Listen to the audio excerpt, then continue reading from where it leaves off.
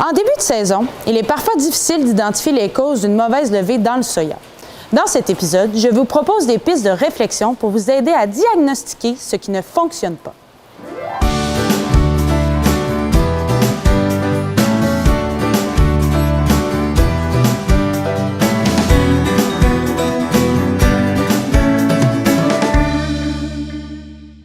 Quelles sont les différentes causes pouvant créer une levée inégale dans votre champ de soya?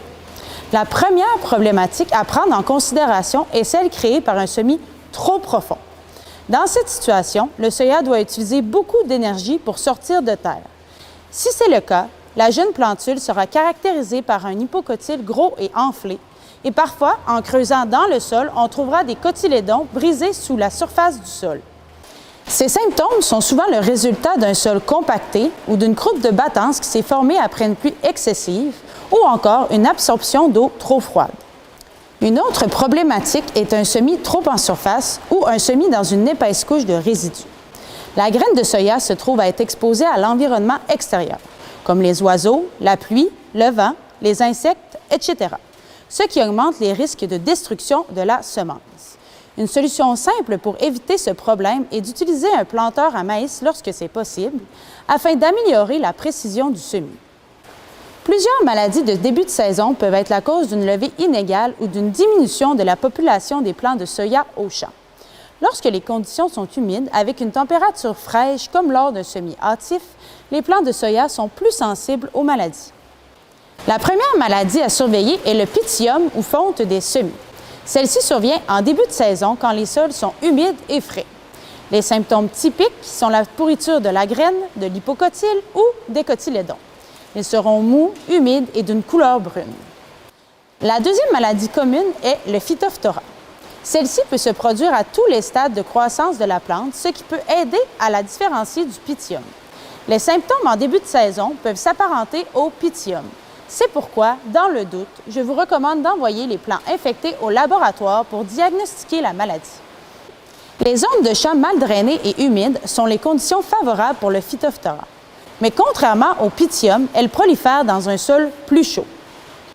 Une autre maladie qu'il est bon de connaître est la rhizoctonie. Celle-ci est caractérisée par des lésions brunes rougeâtres sur l'hypocotyle, ce qui la différencie plus facilement des deux autres. La rhizoctonie peut survenir dans différents types d'environnements et de températures. Pour diminuer les risques de maladies dans vos champs de soya en début de saison, voici quelques conseils. Favorisez les sols qui ont une facilité à se drainer. Utilisez un traitement de semences adapté à vos besoins et sélectionnez des variétés de soya selon les problématiques les plus fréquentes dans vos champs.